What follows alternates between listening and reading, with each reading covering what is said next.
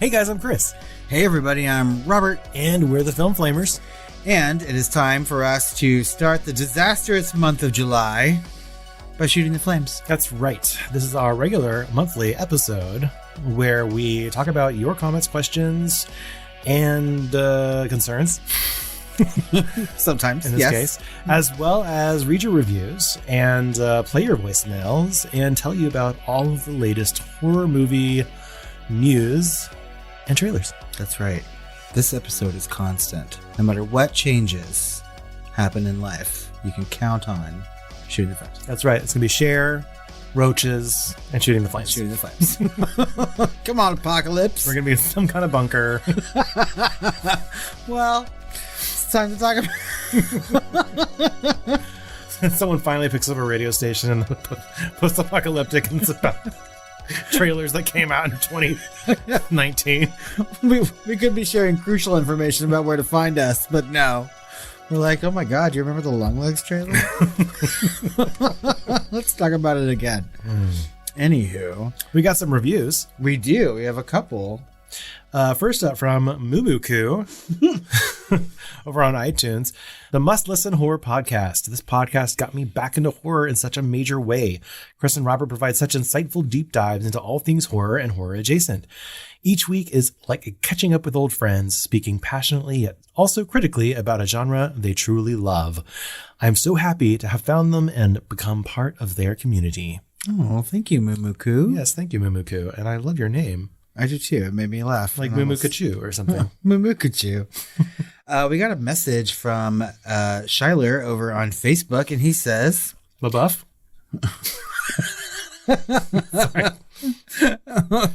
Now I have that song in my head. Hey guys, my name is Shyler. I have never been a podcast fan, but recently I switched jobs and started doing a position where I'm constantly alone and have no one to talk to. That sounds awful. So I'm a huge movie buff, and I started listening to your podcast on some of the movie reviews you do. I have to say, I think you guys are one of my favorite podcasts to listen to. You guys are absolutely fucking hysterical. Thank you. And some of the topics and comments that you make about movies, lol. Your reviews and critiques are always spot on, or at least how I feel about the movies. I just felt the need today to send you guys a message because I've been listening to your podcast for about 2 months now, and I literally couldn't get through my workday without it. I wanted to shoot this message to say how awesome and gut-bustingly funny you guys are, if that's even a word. I look forward to listening to more of your podcasts. Well, thank you, Shyler. Actual Cannibal Shyler.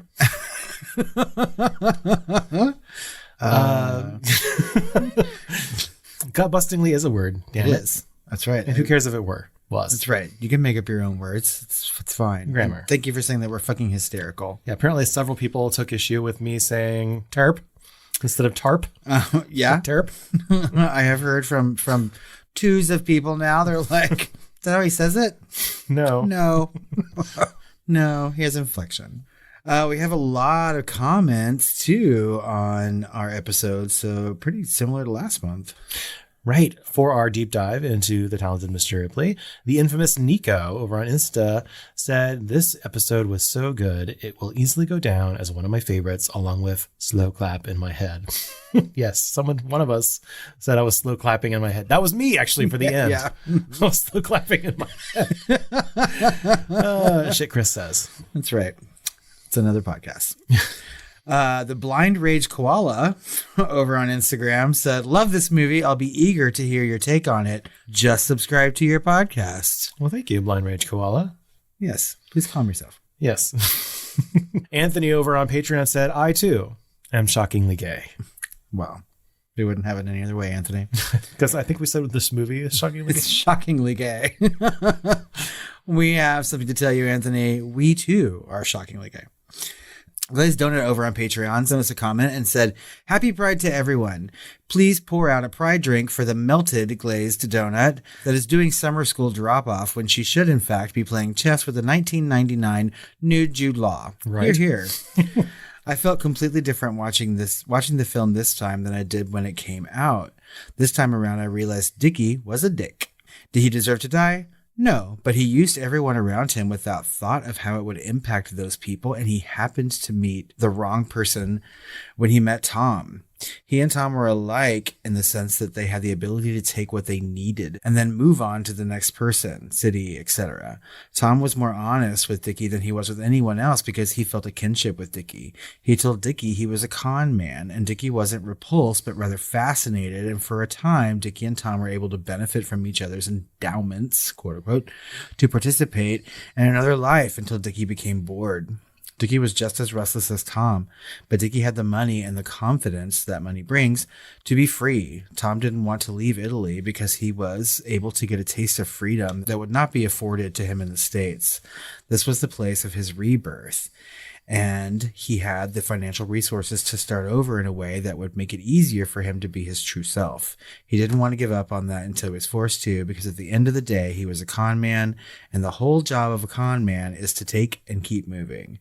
The tragedy of Tom Ripley is that he got what he wanted, found out it wasn't really what he wanted, but it was too late to go back, physically and mentally. He would never be able to give himself to anyone again. Not one single person in this film wins. They simply move on. Hear, hear. Or die. That was an excellent take. That is a really excellent take. And, I mean, I like that you call it a tragedy of Tom Ripley because it really, really is. Oh, yeah, of course.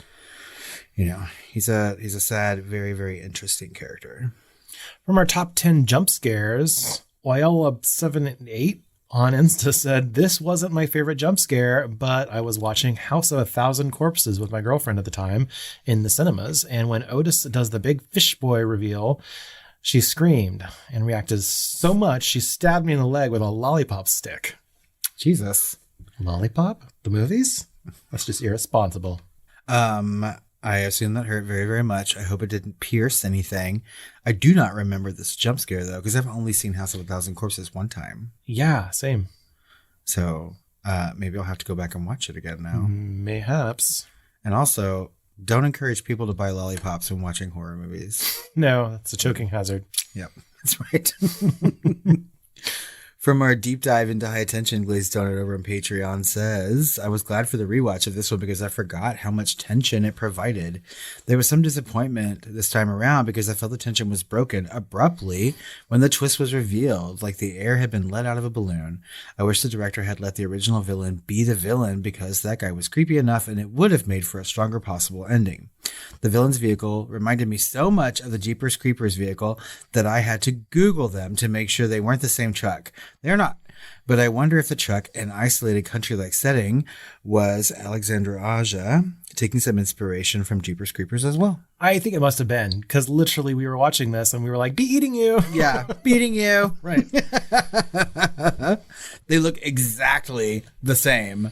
So, and that's right around the same time period, right? Or at least the same vibe, yeah. Yeah. So, I mean, we totally thought that as well. Yeah. Alex over on Patreon said, "I was able to watch the uncut French version and went in totally blind. I really loved it. The tension was indeed hot. I somehow didn't really mind the plot holes that much and did attribute it to an unreliable narrator. I guess I was just too damn in to care too much, but I'm sure after a rewatch, it won't have the same magic for me." I don't know. I think I'll care less in a rewatch now that I'm I'm in the know, and I will just be in it more. But I kind of agree with what GlazedDonut was saying, which is like, I kind of wish they had held the reveal to the very end when she's like in the hospital or whatever. Yeah. You know, because I feel like that final scene would have kept up that tension. And I agree that it kind of let it out like a deflated balloon. Yeah, I wish that I don't mind the ending. I wish they hadn't listened to that child rapist, Luke Besson. I don't like the way that they showed it, like watching that CCTV camera or whatever. That's silly. But, you know, the first time I watched this movie, I was kind of like, I was shocked, you know. But like any movie that has a twist, like we talked about in that episode, it's harder on a second watch to like really, really enjoy it for those reasons. You just have to start looking at other things in the film. Yeah. So, you know. Gia over on Patreon said, "I've been waiting for you guys to cover this movie. I discovered it at my library years ago and immediately bought the unrated Blu-ray. I've shown it to so many people and I still love it, plot holes and all. The ending you said he originally wanted to lead into a sequel sounds pretty good though. I would have loved to have seen that." I don't remember thinking about a sequel.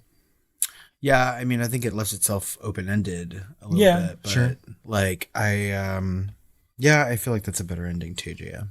From our Shooting the Flames back in June, I believe that was like Attack of the Cheddar Goblin or whatever. Pride of Cheddar Goblins. Pride of Cheddar Goblins.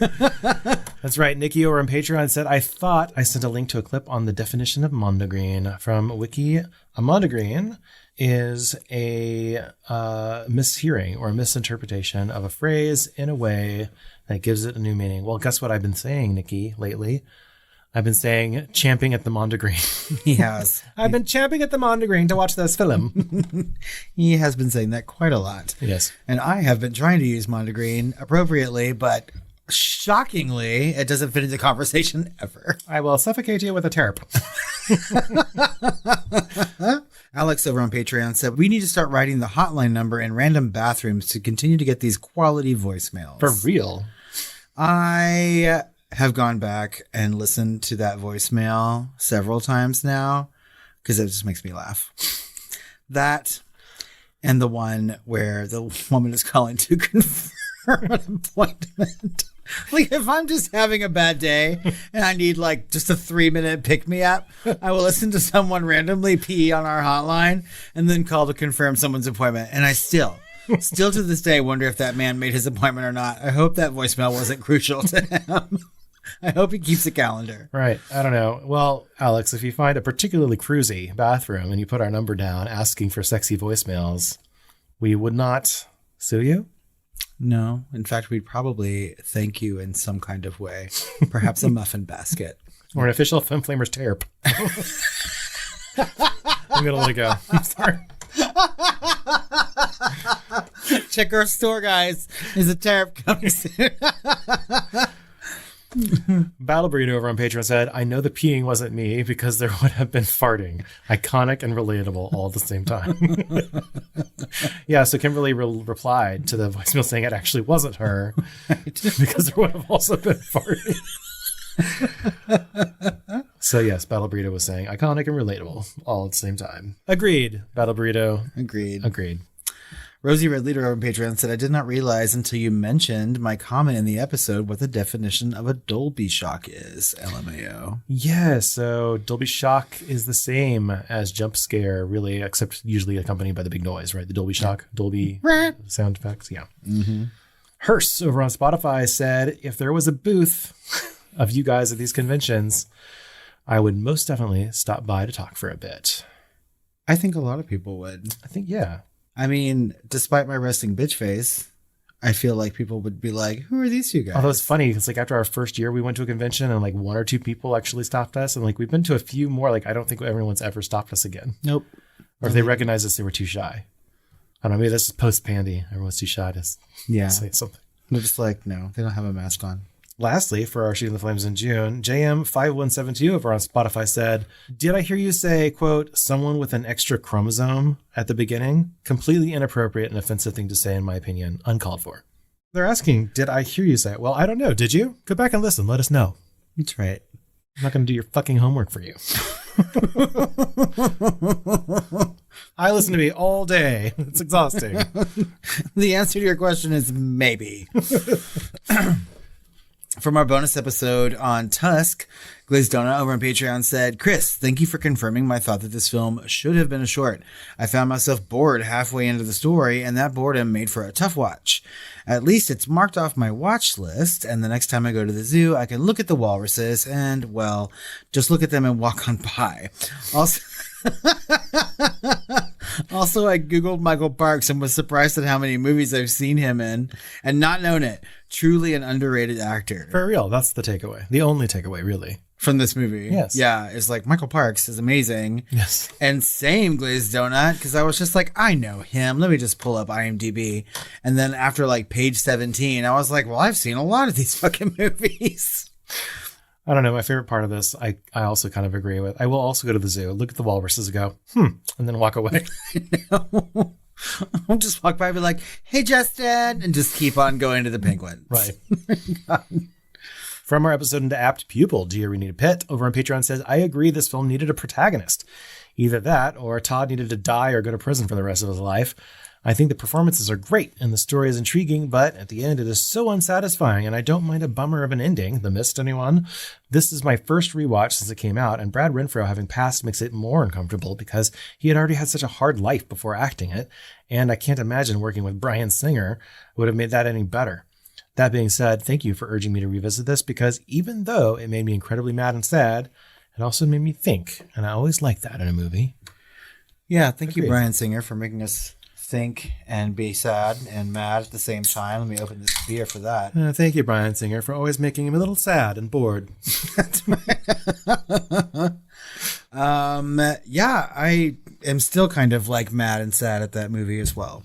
So, but don't fret. We have more bummer endings coming for you, because I believe The Mist is fully on our docket. I think so. That's right. Yeah. The time has come. From our deep dive into Alien, James Aumann over on Patreon said, straight man, even I think Pantygate is odd. Like, why? Extremely unnecessary. No one, and I mean no one, would wear underwear like that and be like, yep, this is great. Fits perfectly.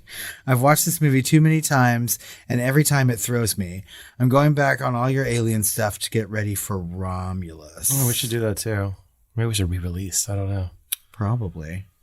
Cash in on We should probably do that more often, because people at this point, our catalog is so large. Like, people have a hard time finding things, especially in the apps. That's right. Right. So I feel like we should start re-releasing things like the Valentine's playlists and, you know, top 10 Halloween movies and shit like that. Alex was just listening to the Creepy Love Song one. Yeah. So we should re-release some of these, especially as things come back.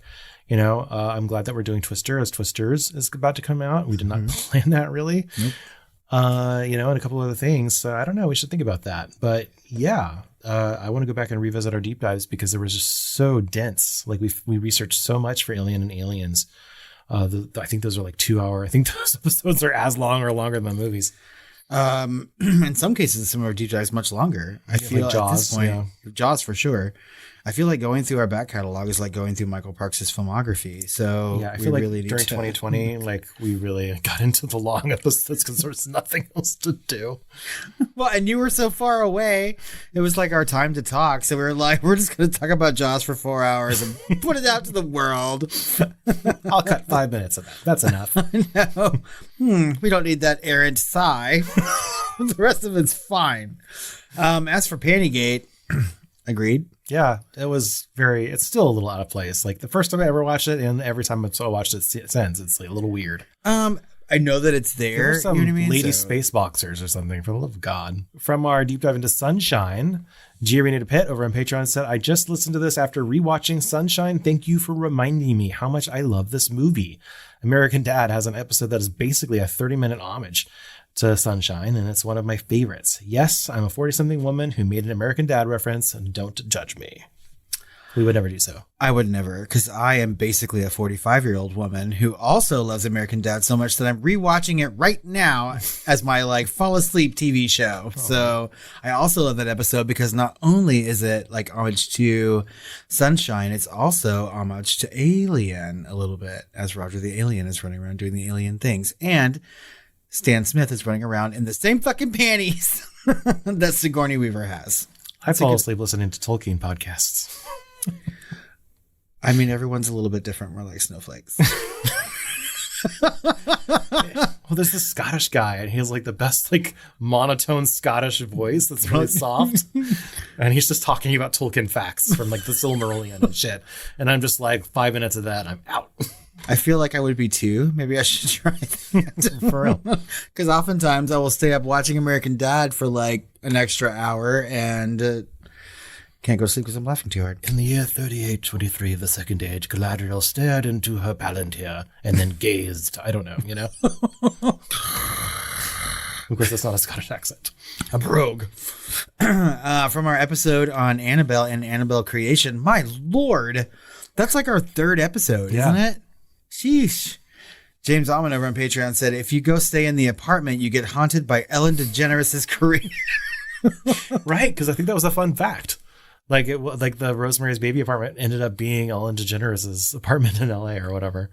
I don't remember that. Something, or New York. Yeah, one of those. And yeah, if you stay in it now, you'll get haunted by Ellen DeGeneres' career. I swear to God, I saw that she's like making some sort of like comedy comeback. Wait, it's been so long. James, was that our joke or was that yours? I'm giving you the credit though, James. You can have it this time. Oh my gosh. That episode. That was a long time ago. This podcast has lasted for a while. I think we've had a special guest speaker that time. We did. We had now patron Penelope. We have some questions. Okay. So Lestat sent us a couple of emails, and so I've kind of consolidated them here. Gentlemen, among other things, I'm a science boy, physics minor on top of the religion and history degrees. Coherence is not sci-fi.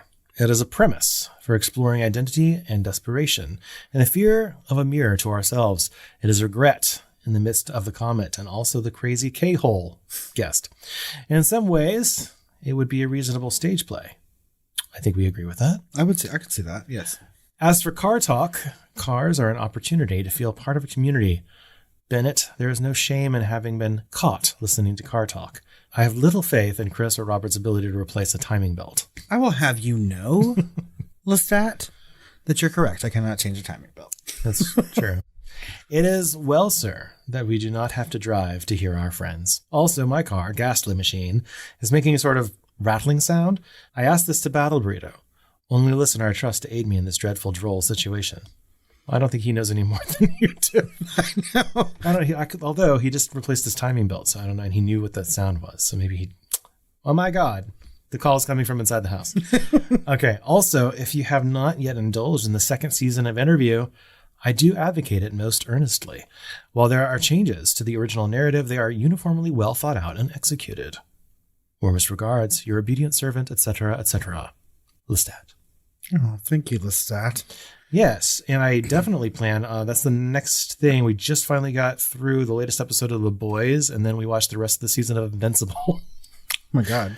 Which are very much the same. Then we are going to segue over to AMC Plus, where we will watch the latest season of Interview with the Vampire, which I've heard very good things about. I've heard it ends very well.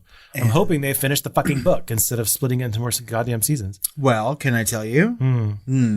Interview with the Vampire season 3 has been picked up. So maybe they have finished the book and they're moving on to the next, but at least they're making more of it. So. Hell yeah. Hell yeah. I have not changed the timing belt, but I have had it replaced by someone else. Does that count? No. I do know how to change a tire. Do you know how to play a voicemail? No. Can you do that? Yeah, I can. Thanks. Hey, Tired Queens, it's Bennett calling. I haven't called you in quite a while, so one, I thought I'd just call in and say hi. But I also wanted to share something with regards to the your latest film, Shooting the Flames episode recently for this month of June. I remember hearing the good news you shared about the another Exorcist sequel in development, and that Warner Brothers, Universal, whoever the fuck's making them now. Anyway, Blumhouse, I think that's what they said. Anyway, that they had finally came to their senses and got somebody like Mike Flanagan to direct this next one. Thank God. That is like one of the best pieces of news I've heard this year, especially in an election year. Anyway, I thought I wanted to share a fun fact that I read on IMDb about Exorcist Believer, the one that came out last year. That sounds like we're just going to disregard altogether now. Something I don't know if this is true, but it might be there. Something that a film critic named Ed Whitfield, who had spoken to William Friedkin at some point, shared a story about that went like this. He said, William Friedkin once said to me, Ed, the guy who made those new Halloween sequels is about to make one to my movie, The Exorcist. That's right, my signature film is about to be extended by the man who made Pineapple Express. I don't want to be around when that happens, but if there's a spirit world and I can come back, I plan to possess David Gordon Green and make his life a living hell. Yeah. And Friedkin actually died 2 months before the movie was released. I believe I do vaguely remember that here. So yeah, if you thought I also listened to your, I listened again to one of my favorite episodes of yours, The Exorcist 2 one, and there, if you thought his shade against, the director of that, John Boorman, was, pretty shady, boy, it does not compare to this. Friedkin was one shady bitch, and I bet he has gotten even shadier in hell or wherever the fuck he is now. Anyway, bye. Yeah, he's definitely in hell. Shooting dead actors, I guess, in hell. Shooting guns near all the dead actors. Fucking Friedkin. I just want to get your reaction. Also, somehow my opinion of Friedkin just went higher. I mean, it was already pretty high for me. I have a high esteem for him, but yes, I agree. That was pretty shady. While I do think that Mike Flanagan directing the next Exorcist movie is good news, or at least better news than David Gordon Green, I think they should just stop. Yeah, and I don't know if they're going to continue or if he's going to write himself a new start. Yeah. You know, but he has proven that he can do worthy sequels. It's true. There's, you know, but he was also adapting. He was also adapting Dr. Sleep. Mm-hmm. So I don't know. Hopefully it's not just going to be a 2-hour monologue at this point from Flanagan. Well, I would totally take that. But also, Bennett, thank you for reminding me that it's an election year. Now I'm sad. I might as well have just watched Apt People. Always a pleasure, Bennett. Thank you.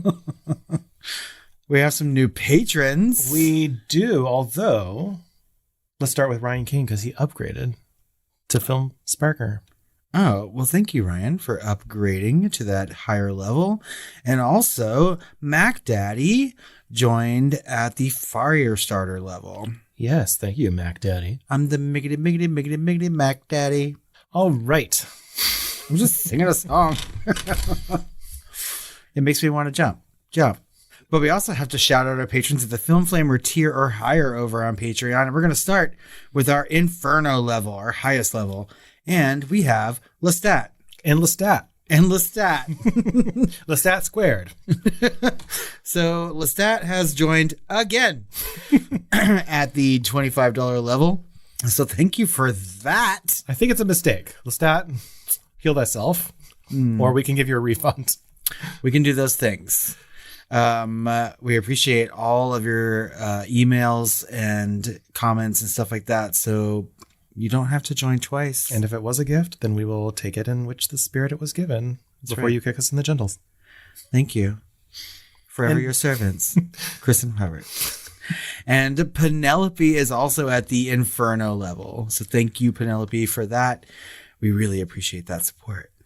Now, we also would like to shout out the patrons of the Film Flamer tier or higher. That's right. And we start with Anthony, who is shockingly gay. Ashlie. Benjamin. CenobiteBetty. The Melted Glazed Donut. Jessica. Lisa. Nikki. Hi, Nikki. Random Dude. Rosie Red Leader. Sinistero. Wallstritch.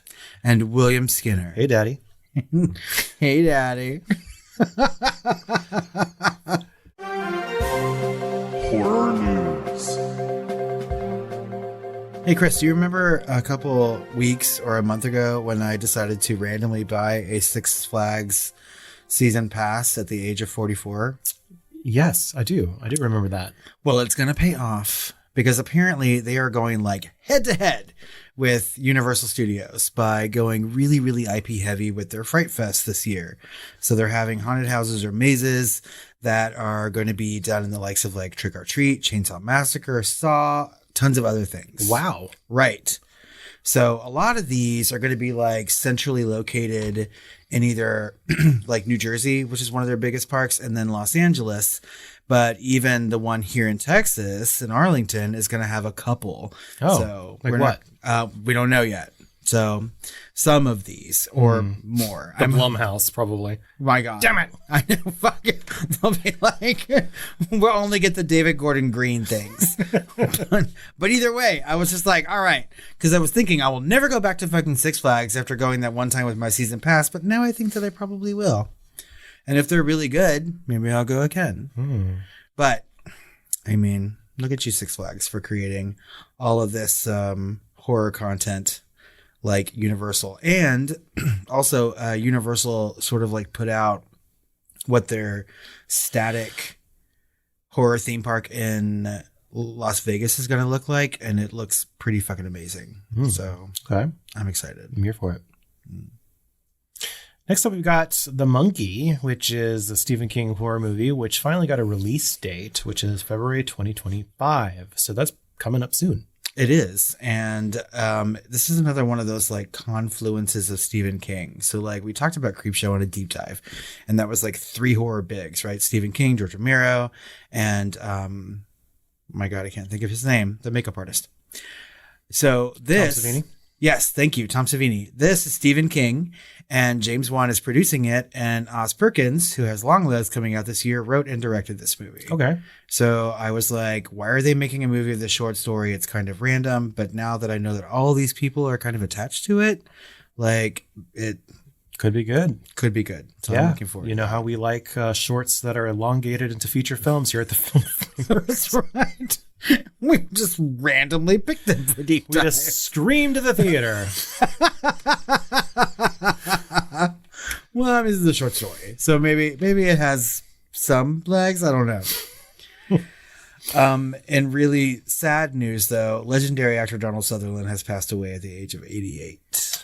That's right. Makes me want to go see all of the horror and horror adjacent movies that he was in over the years, including his shocking turn in The Invasion of the Body Slashers. So, I mean, we all know that, like, that legendary iconic pose with the finger pointing in the mouth agape. I mean, I feel like people do that all the time. Right. But at least we know that he is survived by Kiefer. And barely. Yeah. But he will be very, very missed. I love Donald Sutherland in lots of things. Agreed. Don't Look Now, Body Snatchers. He's just an amazing actor. Next up, we've got the new Predator movie called Badlands, also by that same director that did Prey, which is going to star Elle Fanning. And I'm wondering if this is going to be a period piece as well as Prey was. Badlands is kind of where Dances with Wolves, I believe, takes place. And so it's going to be interesting to see if it's kind of in those Western-y kind of times, kind of segueing from the Indians to the Cowboys, you know what I mean? Right. Or rather Native Americans, I should say. But in related news, there is also, on top of that, a new Predator movie called Prey 2, or another sequel that's going to, follow up with Amber Midthunder. Going to be on Hulu. I don't know if they're going to release it in theaters first, but, it's in development at least. So I know the next one is Badlands, and I don't know if there's any overlap with Prey 2. I don't know. It could. Sounds like it could. Well, I mean, it seems like they've created their own new... I think they were supposed to be near the Badlands. Yeah. I mean, it's that same general area, right? So it really could be like moving into like settler times, you know what I mean? Which would be really, really interesting to see people like sort of isolated in this weird environment that they don't really know, right? Yeah. Although I don't think they were in the plains in Prey. I think they were more like closer to the Northeast. Oh, yeah, I guess so, because there were lots of like French people out there. Yeah. Things. Yeah. Trapping. Mm-hmm. So that was a little more north and more east, I think. Versus, although they did see buffalo in a plane. So they kind of combined some things. I don't know.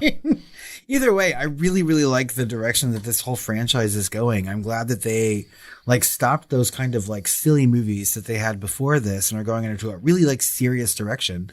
Because, like we gushed about in our deep dive, we really, really love the movie Prey. And I am interested to see, like, where they take all of these things, as long as they keep it in that same sort of timeline. I'm starting to wonder if the different reports are actually talking about the same sequel and that the sequel is Badlands and it's not just two different ones. I don't know, because we know that Badlands is going to be the same director and it is also a Predator movie. So I don't fucking know. It's possible. It's going to be interesting to see how these news items converge. Either way, bring it on. I'll watch 2. I'll watch 2 whole movies. I guess Amber Midthunder could be in both. And I would love that too, because she was amazing in that movie. Mm-hmm. Coming soon. First up, we've got a movie called The Vortilac. Now, this is in theaters basically at the time of this recording, which is just before July. So I don't know if that's theaters in La France or if it's going to be select theaters, art house theaters. I don't know. But this movie looks like a French extremity 1970s, 1980s celebration of the vampire and folk horror and 80s slashery stuff. I don't know. It looks like a lot of it, and it looks amazing to me. It does. It reminded me a lot of In the Company of Wolves that we did a bonus episode on, right? It looks very French and very period, and like there were some really shocking moments in this trailer, And as we were watching it, it kind of dawned on me that I know this played at some festivals recently, like European genre festivals. Okay. So I think there is some buzz, across the pond. But I definitely want to see this movie. And also because like the movies that are coming out this year are very, very 2023 and have been kind of middle of the road. So I'm like, all right, bring on the good shit now. And this one looks really, really fun. Right. And it is taking place in, I think, like turn of the century or something, right? Mm-hmm. But they've made the film stock look like it is late 70s, early 80s. So it looks really, really specifically like it looks like I'm watching something. I had to double check that this wasn't like a re-release from some like dark corner French film. No, it does. I mean, it looks very like kind of video-esque quality, right? And even so much like the opening like title card for the company that made it, or is at least like distributing it, also looked pretty retro. So I'm like, all right. So if this company is a thing and they're going to make movies that sort of look like this and have the same kind of vein as movies like In the Company of Wolves, like I'm totally here for that. But there's an ending moment in this trailer that I was just like, oh, when you finally get to see like kind of the vampire. And I was just like, yeah, sign me up. I will watch this. Right.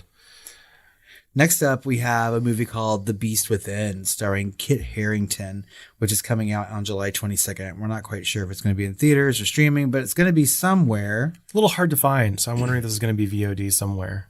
I would assume so, probably. I had never really heard of this movie, even though Kit Harington, I guess, is kind of a celebrity now since Game of Thrones was a thing. Sure.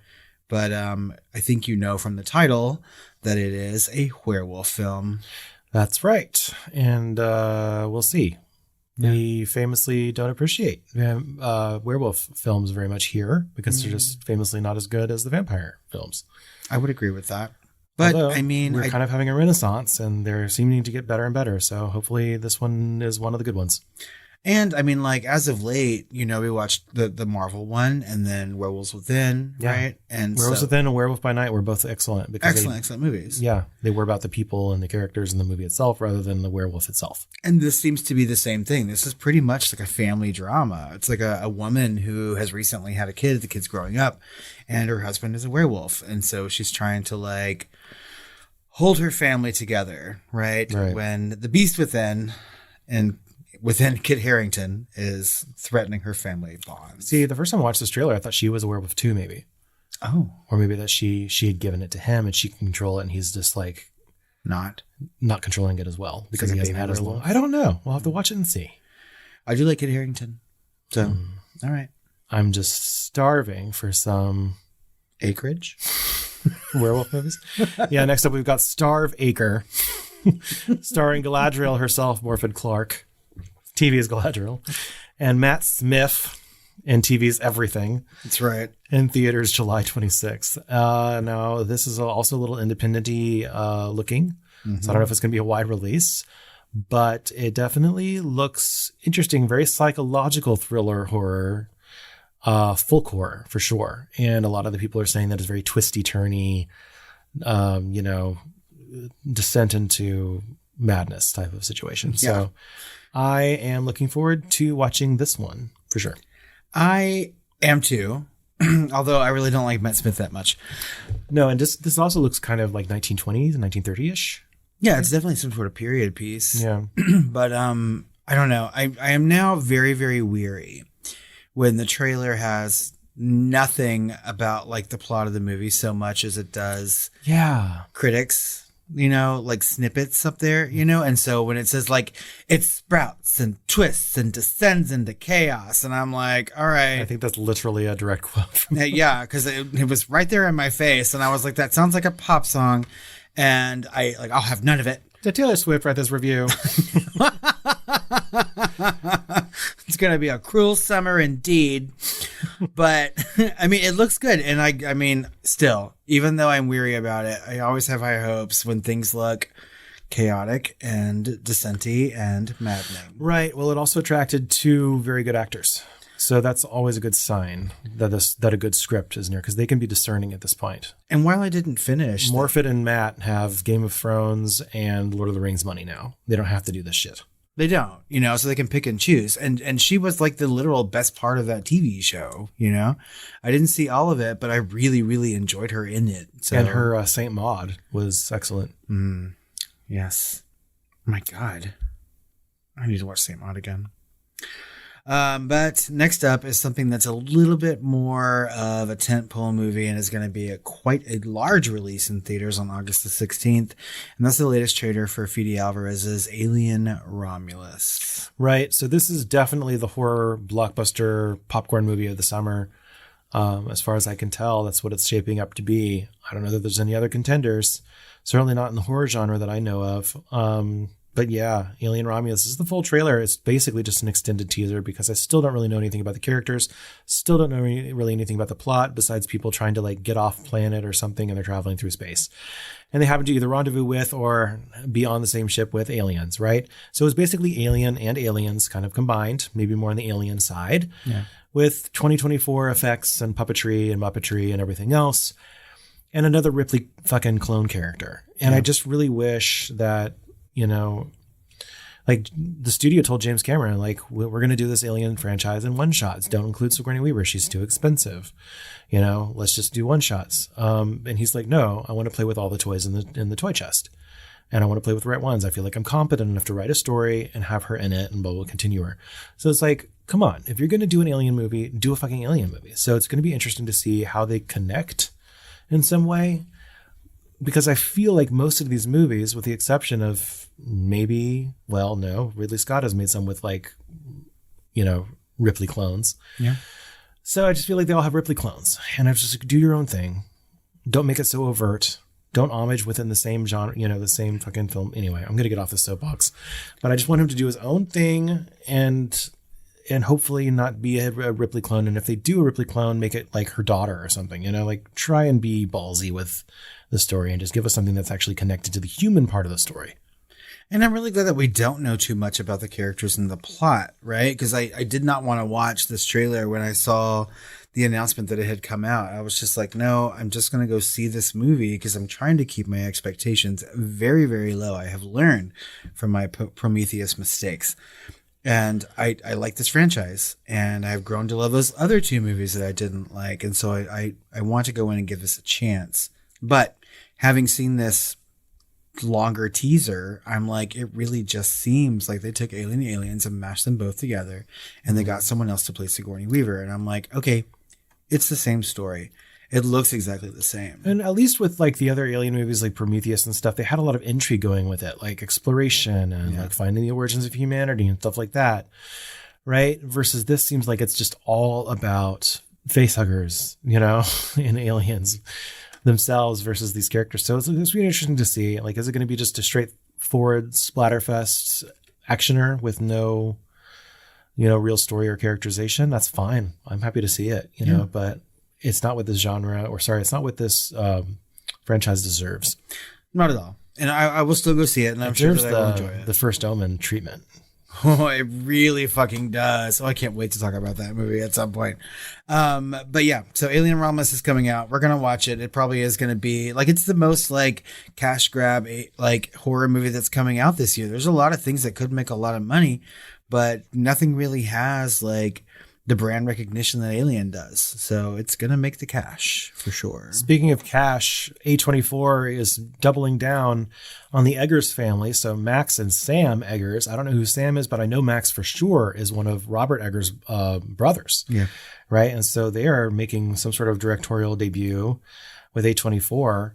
And this is starring Brandy, of all people, of 90s pop fame. Mm-hmm. And this is in theaters September 6th. And my God, she hasn't aged in 30 years. She looks great. She looks amazing. And this is called Front Room. And this is about a woman who I guess has a significant other that his mother is coming home from hospital or some sort of treatment facility or whatever, where they're going to maybe help take care of her. And she may or may not have some sort of religious culty powers and racism. Stuff like that. All the things. And Brandy's pregnant. There's a baby coming. And there's just a lot of weird shit going on. So this movie looks really fun. It looks kind of campy. And just it looks very A24 at the same time. So kind of. It looks a little bit more get outy popcorny than A24's normal fare. So it's like popcorn A24. With, that, which was kind of kicked off a little bit with like Talk to Me. Yeah. That's right. I mean, we're going to talk about another movie that's coming out from A24 in here in a little bit that also looks a little bit large and popcorny. So, I mean, like, I'm glad that A24 is like sort of branching out and making something that seems very mainstream. Yes, but it's like they're going into where the Blumhouse space could have been. It's like they're getting more. It's like they've gotten their land grab, from Blumhouse, because Blumhouse has just gone off the deep end into corn, But A24, please listen to us. Cheese and corn. Right now. Hear us now. Hear our plea. Do not go the way of Blumhouse. Please put out lots of art things as well. Take over the land that they have abandoned, because Blumhouse has gone off the deep end, but don't abandon your bread and butter, which is the art house horror. It's a special place in our heart. I will say, though, like, when I saw that Brandy was in this movie, the first thing I thought of was her song called Sitting in My Room. So I was like, sitting in my front room. Sorry, I will never say that again. I still don't know why it's called the front room. Because she took the front room that was supposed to be the baby's. Oh. Yeah. Okay. She could have had something else, but she stole the nursery. What the fuck? Bitch. Speaking of bitches, Smile has a sequel coming out called Smile 2. Not Keep Smiling. God damn it. Yeah, they missed an opportunity. It's coming to theaters on October the 18th. It stars Naomi Scott, who apparently was the Pink Power Ranger in the latest Power Rangers movie. Yeah, she's playing a pop singer in this movie who knows the guy from the previous movie. That was him. Yeah. At the end, and so obviously he caught the smile virus or whatever the fuck it is. And that's it. It's going to be another Smile movie. That's right. Yay! Set in an arena. Smile was fine. I mean, I jumped. There was a very good jump scare in it for sure. We just talked about that movie at length. Yeah. But it was kind of, other than that, it was kind of beige. A little beige. So, Smile 2 is happening. They could have actually got Lady Gaga if they tried hard enough. I don't know. She'd be slowing it, though. Next up, we've got Heretic. Right. And this is the other A24 movie we're talking about. And this is actually starring Hugh Grant in his career renaissance as a villain, apparently, which is, I'm enjoying it. And this is theaters fall. We don't have a really release date yet, as far as I could tell. But it's called Heretic, and it has to do with these two Mormon girls who are going to talk about the Church of Latter-day Saints door to door, as they do. And they knock on the wrong door. Hugh Grant lets them in, says he's baking pie. And then they are trapped in his giant labyrinthian home where they are rats in a cage, despite all the rage. They don't have a bullet with butterfly wings to escape that, though. And it looks really large, much larger than the home on the outside. And they are sort of like put to the test, a test of faith. Right. And every room looks like it's the end or the beginning or the end of the beginning of the end. How many Smashing Pumpkins references are we going to do? If only they could disarm the exit. But instead, it's 1979 and they just can't escape. There, we've done it. This movie looks really good, though. It does, and Hugh Grant is a national treasure somewhere. That's right. Somewhere over in the European areas, he's a national treasure. And to whichever country wants to claim him. That's right. We'll do it for now. But this movie looks great, and I guess it's another example of how A24 is looking kind of more mainstream. There was such a huge marketing push leading up to the trailer release for this movie. Like, they said, hey, we're having a movie called Heretic coming out. And then they're like, oh, hey, here's the poster. And the poster is just a close-up picture of a candle that says blueberry pie. And then the next day they're like, here's the trailer. And I was like, my God. It just came out of nowhere. Someone needs to shake the shoulders of A24's marketing team, airplane style. I mean, we could have a lead up that lasts more than 3 days. No one's going to forget. They tried to do the long legs thing. And it's like, stop. Yeah. You don't need to do that. I mean, and also Oz Perkins said that he has nothing to do with any of that. He was like, I would never market my movie like that because what if it's not good? Speaking of what if it's not good, last but not least, and shockingly not A24, is Robert Eggers himself in a movie that's coming out on Christmas Day called Nosferatu, which is something that we've been waiting for, these many years. We haven't talked about because he's been threatening to make that since before he ever made The Witch. That's right. And here it is. And really, y'all, if you have been wanting to see another version of Coppola's Bram Stoker's Dracula, well, this is it. Your Christmas wish has been granted. Now, okay. So I watched this trailer and it I don't know, after Robert Eggers made his last 2 films, Lighthouse, which is fine. Yeah. Great acting. One of the best monologues of all time in any movie in cinema history. Agreed. By Willem Dafoe. And then next up, he made his Viking movie, his Viking Hamlet movie, which was not as good as it should have been. I don't know. I was like, I don't know if this is going to be too... The Witch was his version of a popcorn movie, right? He said that, right? But I think really that Viking movie was. Yeah. And so I don't know. I was just kind of on the fence. And then I saw this trailer and it was much more of a homage to what I would describe as the indulgence of Francis Ford Coppola's version visually of Dracula, right? Yeah. Because of course Nosferatu is the German remake or adaptation of Bram Stoker's Dracula because they couldn't get the rights, right, from the 1920s or 30s, right? And so they did that in German Expressionism famously, and it's just one of the most famous horror movies ever. We are eventually going to cover it. But this looks like we see a giant hand going over the city of London, turn of the century. And that is very Francis Ford Coppola. Yep. Right? It's not just how do we film turn of the century London and have good design and costume and everything else. There's only so many ways to shoot turn of the century Gothic romance, horror. But some of the things that he's doing with the camera, some of the things that he's doing with that visual storytelling, the hand going over London, that's very Francis Ford Coppola. And I love that homage and I'm here for it. I am too. When I saw that at first, I was just like, wait a second. I feel like I've seen this movie before. And there was something about the art direction and the camera, like you said. And I was just like, okay, so he really is just making a Coppola movie, right? Or his version of a Coppola movie. I think he's a very competent director. And I have no doubt that he can do his own thing, right? And I'm okay with that homage. Because I feel like more people need to remember what Bram Stoker's Dracula is. And if we need a little bit of a refresher in the form of Robert Eggers, fine. But I was kind of on the fence about this movie because I was just like, all right, we'll see. The casting was weird, or it's the same people that he always works with. And Lily Rose Depp. Yeah. Instead of Cow Eyes. That's right. But Defoe's in it, and there's a Skarsgård in it, so I'm like, okay. But it looks much better than I expected. It looks very expensive, and I feel like I'll probably have nothing else to do on Christmas Day, so I'm gonna go see this movie. Why not? It feels like a theater watch. It looks like Robert Eggers' gift to the Film Flamers, really. I mean, and we're gonna open for sure. It's like he's trying to give us some sort of boner. I'll take it, Robert.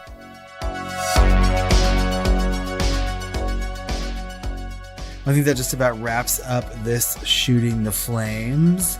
As always, we would love more of your comments and questions, voicemails and emails and such.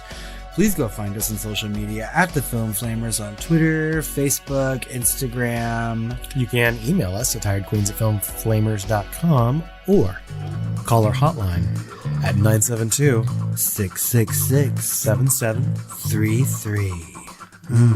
My acre's starving. Count my Orlok. Play with my monkey. Do you want to see my belfry? That's so morbid. We have a lot of content coming out for you for the rest of the month. It is Disaster Month. We are finally doing disaster movies here on the Film Flamers. So stay tuned for our deep dives into Backdraft and Twister. Just in time for the sequel.